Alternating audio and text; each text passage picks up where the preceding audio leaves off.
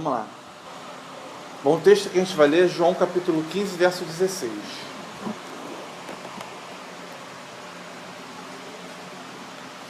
Um texto bem conhecido.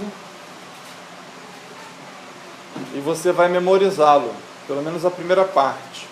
A ideia aqui é introduzir uma série de mensagens, né?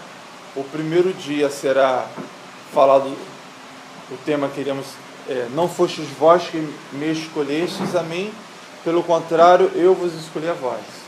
A gente está repetindo isso, a gente já trouxe ela, mas estamos repetindo para ver se a gente engata. Na próxima semana nós iremos falar, e vos designei para que vades, e na última semana, e deis fruto. Tá? Então, essas 3 semanas iremos discorrer esse texto, e tenho certeza que o Papai do Céu irá falar muito no nosso coração. Como eu já antecipei a leitura, mais uma vez, não fostes vós que escolhestes a mim, pelo contrário, eu vos escolhi a vós outros, e vos designei para que vades e deis fruto, e o vosso fruto permaneça, a fim de que tudo quanto perdides ao meu Pai, em meu nome, Ele vô-lo conceda. Amém? Amém? Vamos lá? Bondoso Deus, Teu Espírito possa estar sobre nós, sobre o nosso coração, a nos favorecer nessa hora a compreensão da Tua Palavra. Que o Espírito possa falar conosco e nos tocar. Que todos aqueles que foram convidados e não puderam estar aqui nessa noite, que o Teu Espírito possa visitá-los também e tocá-los. Seja assim para a glória do Teu nome. Amém. Não fostes vós que escolheste a mim, pelo contrário, eu que vos escolhi. Eu quero iniciar essa palavra trazendo à nossa memória aquele período nosso de infância em que a gente brincava de pique. Né? E normalmente para tirar pique a gente fazia 0 em 1, para o ímpar, e o campeão iniciava a escolha do seu time. E os critérios de escolha poderiam até ser variados, mas normalmente ele começava do melhor para o pior. Eu brinco muito que algumas meninas, isso eu falo pela minha experiência, me dava raiva, porque eu queria jogar no melhor time, mas algumas meninas às vezes escolhiam o mais bonito para fazer parte, né? São critérios e interesses, mas normalmente, tirando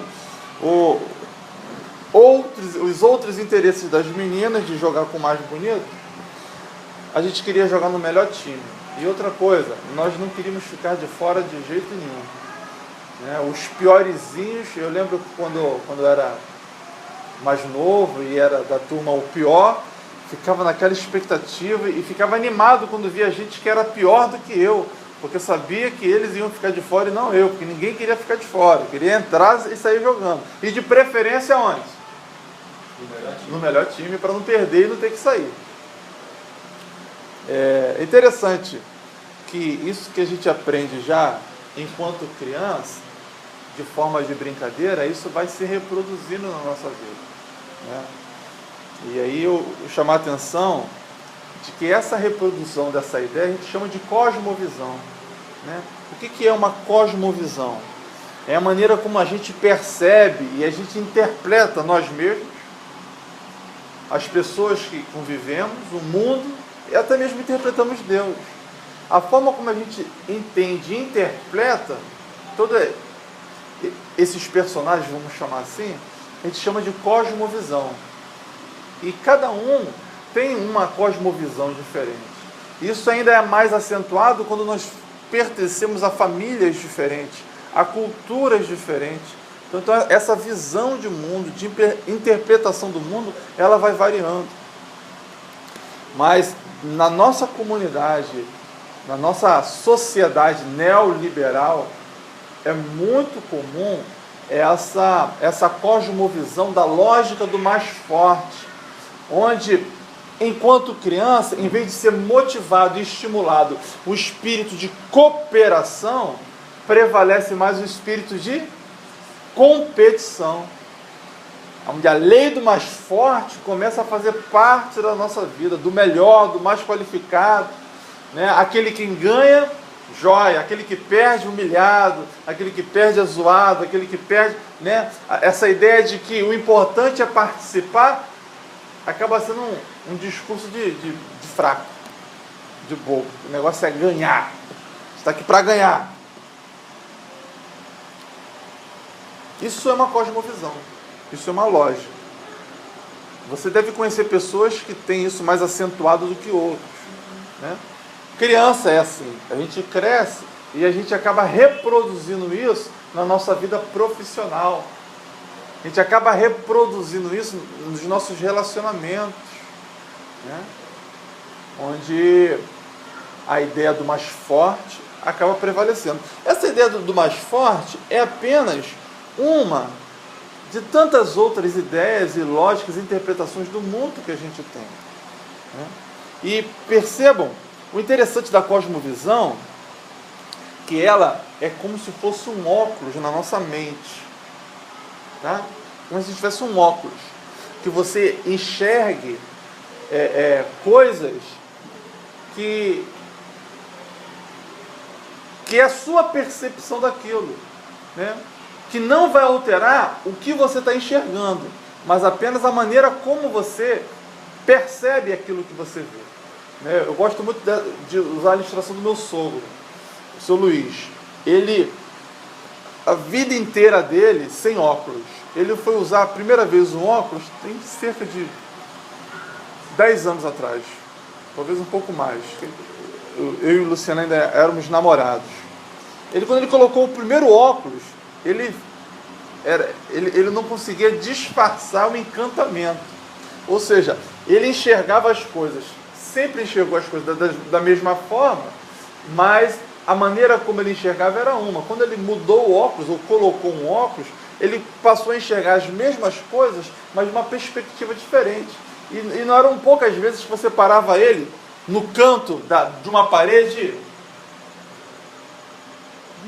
O Sila, vou chamar minha sogra, o Sila, que sempre foi daquele jeito, mas ele nunca reparou aquele defeito, ele nunca reparou aquela característica, ele nunca reparou aquela rachadura. Mas quando coloca o óculos, o horizonte muda.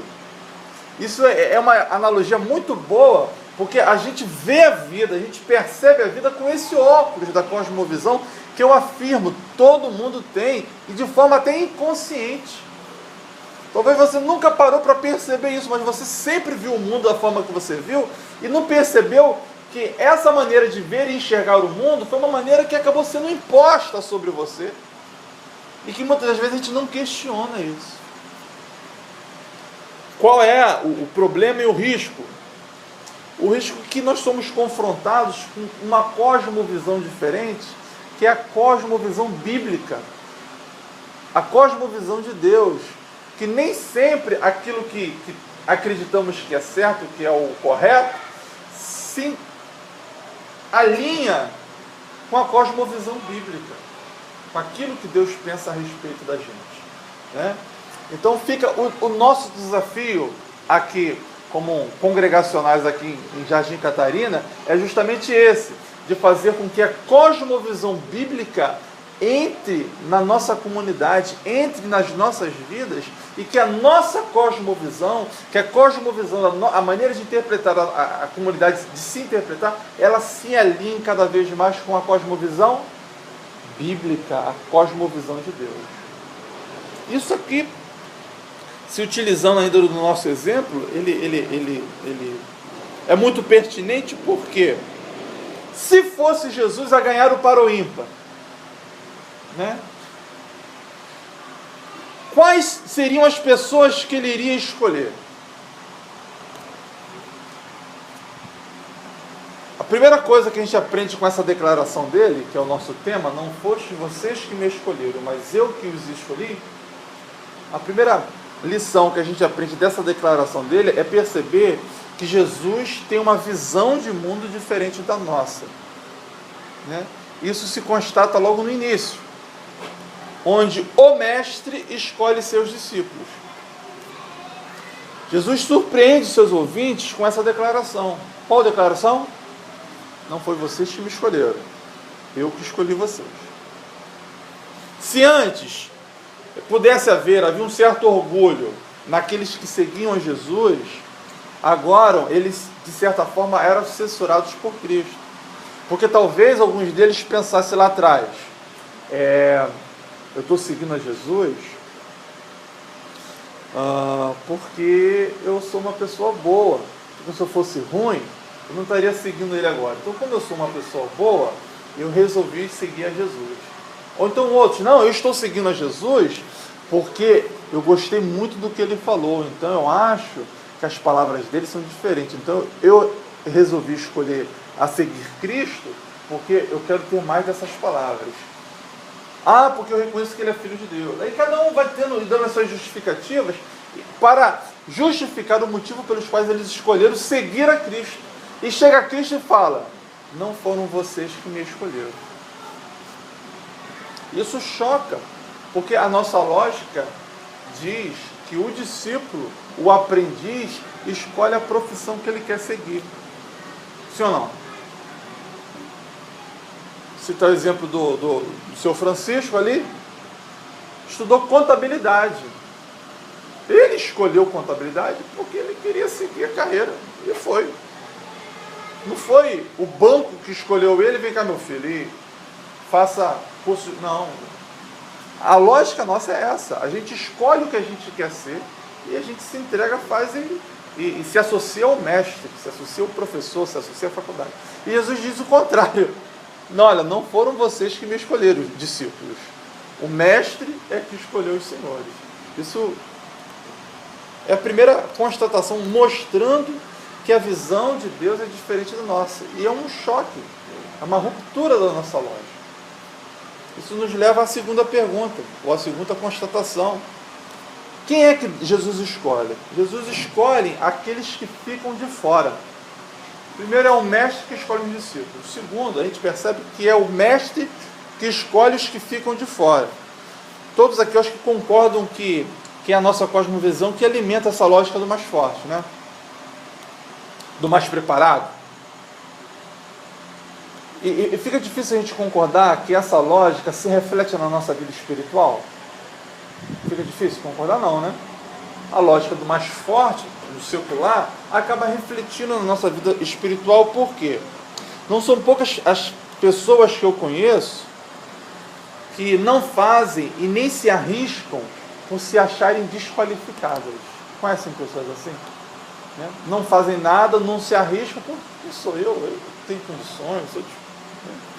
Elas não reconhecem o valor que tem em si. Eu até admito que às vezes isso guarda a pessoa até de alguns ridículos, né? Porque às vezes não é para fazer mesmo e ela está correta no seu juízo, que não tem preparo. E lembrei de eu, adolescente, achava que cantava. E quando peguei o microfone pela primeira vez, cantando, a primeira como foi marcante, cantando a música Jesus Cristo mudou meu viver. Mas foi bem informal. Quem tocava o violão era Marcelo Telly-Hall. E eu estava cantando no microfone, encantado no microfone, porque você ouve a sua voz, né? E toda hora ele, não, é por aqui, não, faz... depois eu fui ver o que ele estava tentando me fazer, era me colocar no tom. Porque eu achava que cantava, que a minha voz era bonita, mas totalmente fora do tom, né? Não foi não. Não, isso foi muito antigo. Eu não tinha a percepção de que eu não tinha qualificação para tal, mas isso também não me desabilitava a tentar, a arriscar. Quando eu falo da vida espiritual, é muito comum você ver pessoas falarem assim, pensarem assim, quem sou eu para que Deus tenha algum interesse em mim? Quem sou eu? Outros podem pensar assim, como pode Deus me usar? Você não tem ideia de quem eu sou. Sou um reflexo dessa lógica do melhor, do mais qualificado, né? E tudo mais. Outros podem até pensar, eu gostaria muito de ser como o pastor, a pessoa, o irmão, queria muito que Deus me usasse, mas eu não estou o quê? Apto, não estou preparado. O que é estar apto, estar preparado, se não reproduzir essa noção do melhor, do capaz, do mais forte? Abra sua Bíblia em Isaías capítulo 55.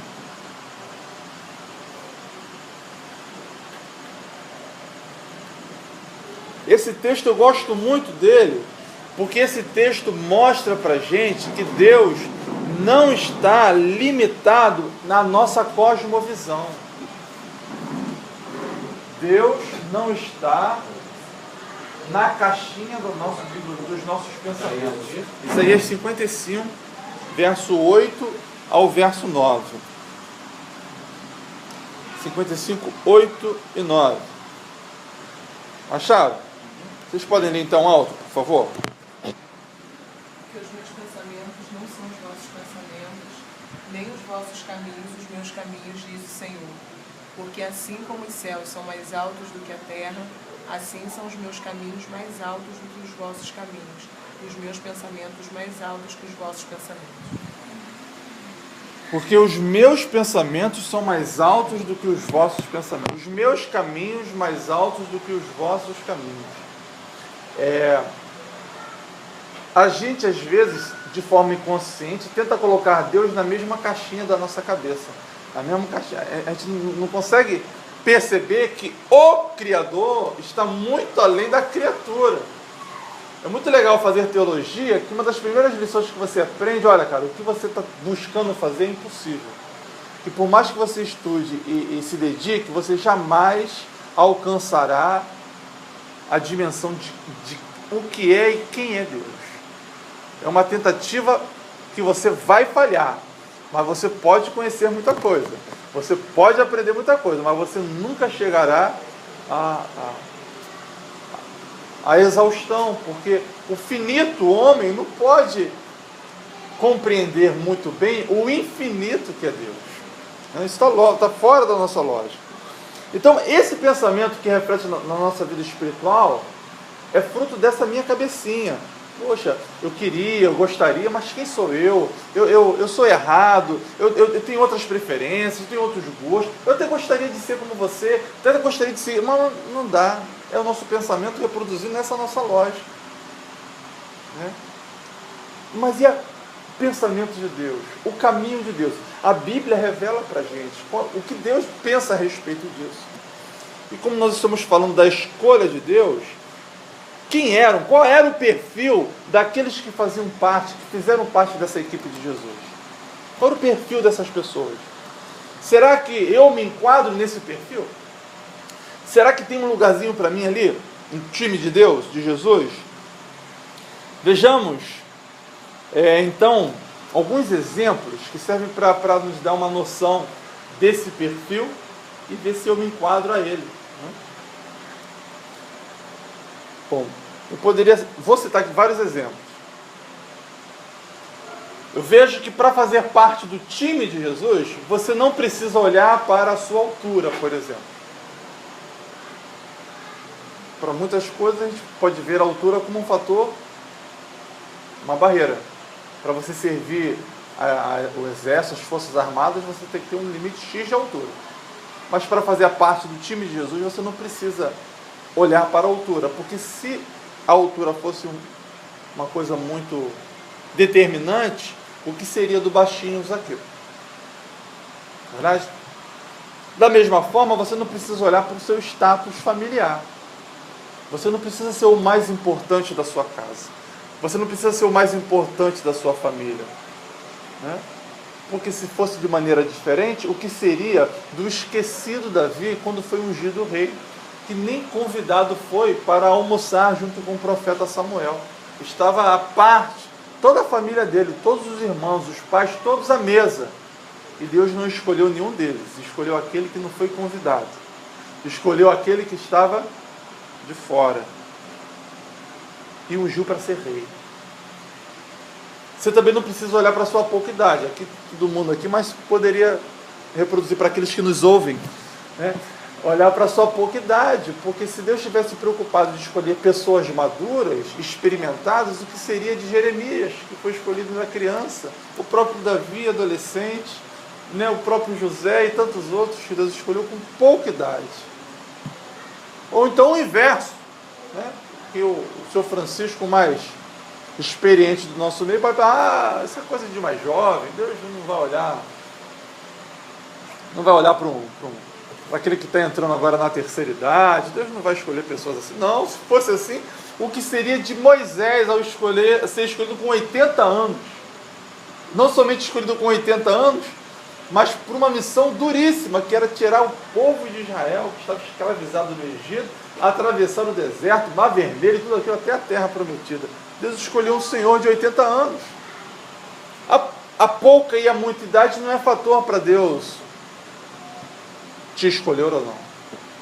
Até mesmo a sua saúde. Eu estou muito doente, eu sou problemática, a minha pressão, a minha vesícula, doenças crônicas. Se Deus olhasse para o seu estado físico, a sua saúde, Ele não escolheria o doentinho Timóteo, seus problemas constantes de enfermidade. No entanto, foi separado por Deus para ser um grande pastor. Deus também não olha a nossa posição social. Se Ele olhasse para a posição social, Ele não escolheria o boiadeiro, o roceiro, que foi o profeta Amós, cuidando lá da boiada, lá do boi, lá, pessoa simples do campo. E Deus o colocou para arguir, para argumentar, para questionar autoridades, nobres, reis, juízes, sacerdotes. Amós foi lá levar a palavra de Deus. Não precisa olhar a posição social, não precisa olhar para o seu grau de instrução. Porque se Deus estivesse preocupado com o seu nível de escolaridade, Ele não escolheria os semi-analfabetos, podemos dizer assim, dos pescadores da Galileia. Os estudos mostram, João, o apóstolo João, ele escreveu o Evangelho e as Epístolas. Mas não foi ele que escreveu, foi uma pessoa que escreveu, ele ditou isso. Ele, quando esteve preso na ilha de Patmos, de fato ele escreveu. E os manuscritos originais mostram inúmeros erros de grafia, de ortografia dele lá na ilha de Patmos, ao escrever Apocalipse, por exemplo. Deus escolheu uma pessoa que mal sabia escrever, e o apóstolo João teve um impacto na igreja tremendamente. Deus não olha para nada disso. O apóstolo Paulo percebeu e escreveu um texto lindo em 1 Coríntios capítulo 1. Abra aí, por favor. 1 Coríntios 1, verso 26 a 29.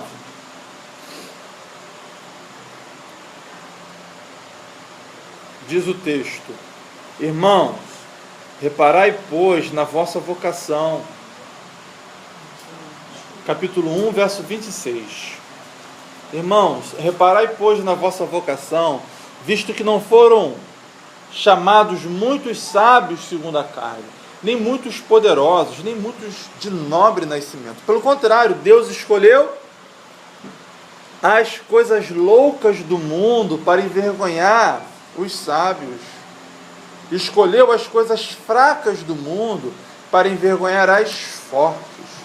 Deus escolheu as coisas humildes do mundo, as desprezadas, aquelas que não são, para reduzir a nada as que são, a fim de que ninguém se vanglorie na presença de Deus. Isso não é extraordinário? Isso é extraordinário. Jesus escolhe aqueles que estão de fora. Se na nossa lógica nós escolhemos os melhores, os mais capacitados, os mais fortes e, quiçá, os mais bonitos, Jesus escolhe os que estão de fora. Jesus escolhe os que são esquecidos. Jesus escolhe aqueles que não têm nenhum valor aos olhos da sociedade e da família. Jesus escolhe os desprezados. Jesus escolhe aqueles que ninguém escolhe. Isso vai além, gente. Isso vai para o caráter.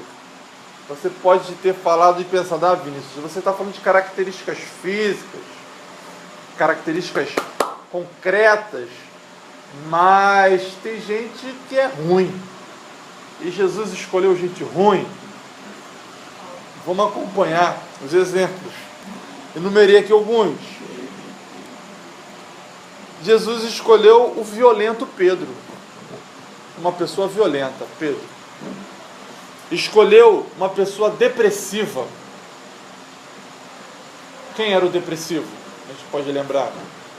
O Elias. Lembra da crise depressiva que ele teve? O exemplo violento de Pedro é, né, a Bíblia mostra alguns impulsos, né? Deus escolheu uma pessoa corrupta, uma pessoa que roubava o povo, o publicano Mateus.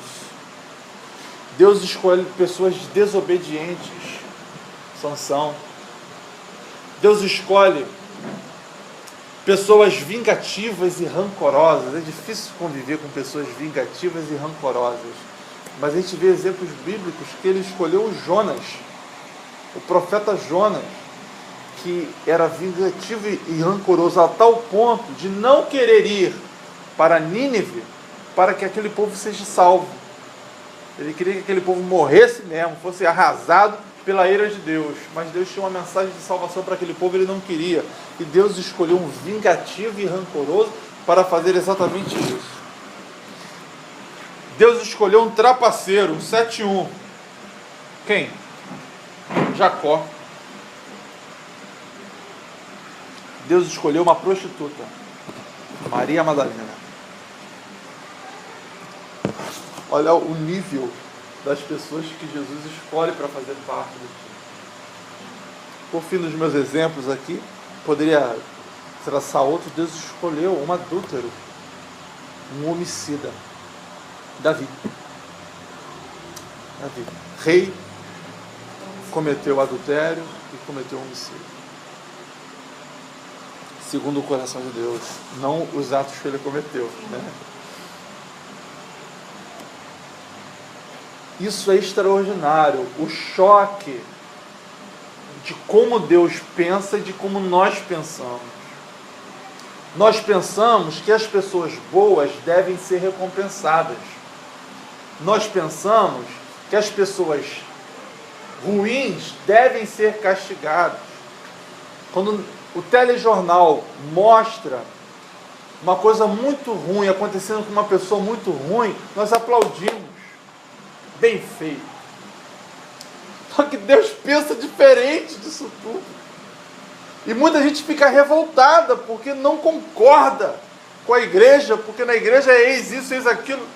Eu não concordo com as práticas de ninguém.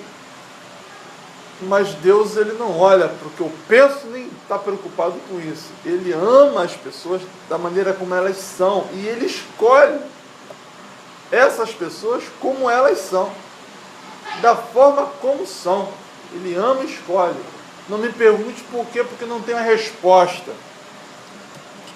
Mas Deus, rico em amor e misericórdia, foi capaz de dar a sua vida por nós, sendo nós ainda inimigos de Deus, sendo nós ainda pecadores. Romanos 5:23. Em Mateus 6, do verso 10 ao 13, diz: E sucedeu que, estando ele em casa, à mesa, muitos publicanos e pecadores vieram e tomaram lugares com Jesus e seus discípulos. Ora, vendo isto, os fariseus perguntavam aos seus discípulos: Por que come o vosso mestre com os publicanos e pecadores? Mas Jesus, ouvindo, disse: Os sãos não precisam de médico, e sim os doentes. Ide, porém, e aprendei o que significa misericórdia quero, e não holocaustos. Pois não vim chamar justos, e sim pecadores ao arrependimento. Esse é o Jesus que precisamos pregar e anunciar, que nós não conhecemos. Porque muitos aí precisam desse Cristo. Muitos de nós precisamos de Jesus, mas nos penalizamos, nos afastamos, porque nos deparamos com a nossa fraqueza e incapacidade. Quem sou eu para fazer alguma coisa para Deus? Quem sou eu para Deus me usar? Quem sou eu para que eu possa frequentar a igreja, frequentar esse ciclo. Quem sou eu? Eu não sou digno. É correto, não somos dignos. Não merecemos. Mas existe uma coisa chamada graça, que significa favor que não se merece, favor imerecido. E Paulo diz que pela graça, pelo favor imerecido, é que vocês são salvos. Isso é a garantia de que você não precisa acertar a sua vida para você ser usado por Deus. Você não precisa acertar a sua vida, parar com os seus maus hábitos para que Deus possa te usar. Isso não significa que Deus não te escolhe porque você não é o exemplo da família. Isso não significa que Deus virou as costas para você porque você é infiel. Isso não significa nada disso. Significa que a graça de Deus, o amor de Deus é tamanho que Ele toma a iniciativa de nos escolher por sua graça e misericórdia. Você pode estar empolgado, animado. Se antes você se achava pequeno demais para ser usado por Deus, se você antes se achava incapacitado demais para fazer alguma coisa para o Senhor, agora você pode estar até animado, até ousado. Não, então, já que é assim, então eu vou fazer alguma coisa para Deus. Não, já que é assim, então eu vou fazer parte. Só que Jesus nos confronta dizendo o seguinte: filho, você pode frequentar todos os cultos, você pode fazer doações de dinheiro para quem quiser, visitas aos hospitais, ajudar as pessoas. Você pode fazer tudo isso, mas nada disso te abrirá a porta para você fazer parte da minha família, do meu time. Porque não é o seu esforço e o seu sacrifício. A única forma de você fazer parte do meu time é eu te escolher. Se eu não te escolher, você não tem como. Não há como. Os seus ouvidos não vão ouvir a minha voz e você jamais entenderá a grandiosidade dessas verdades aqui. E hoje, Deus fala ao nosso coração.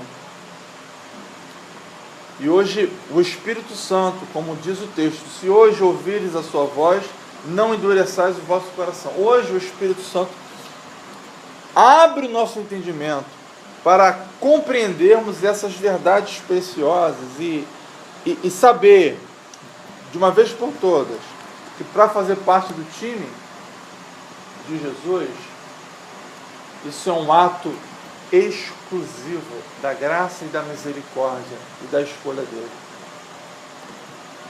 Você não pode fazer nada para fazer parte. Ou melhor, você só pode fazer uma coisa: que na hora que ele ganhou o para o ímpar e ele olhou para você, ele disse: Lene, escolha o Lene. E Lene vai para o lado dele, se Lene ouvir a voz. Porque se Lene não ouvir a voz, ela vai continuar fora do time.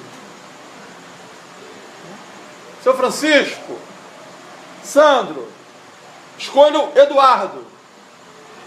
Para Eduardo ser inserido ao time, ele precisa ouvir a voz e dizer: estou dentro, e se aproximar. Porque quando nós nos aproximamos de Deus, o movimento qual é? Deus se aproxima da gente. Quanto mais perto da luz eu estiver, mais as trevas que há em mim se dissipam. É isso. Esse é o nosso primeiro dia. Quem é que Deus escolhe? Nós vimos hoje isso. Aqueles que estão de fora. Porque Deus não respeita a nossa lógica. A lógica dele é outra. É aí que o Espírito Santo te abençoe. E que você não negue esse chamado de Deus. Né? Você aceite o chamado de Deus e faça parte desse time. As outras coisas, as consequências desse chamado, é o que falaremos domingo que vem. né? Então, domingo que vem, breve resumo do que falamos aqui e iniciaremos um novo assunto. Espero contar com todos.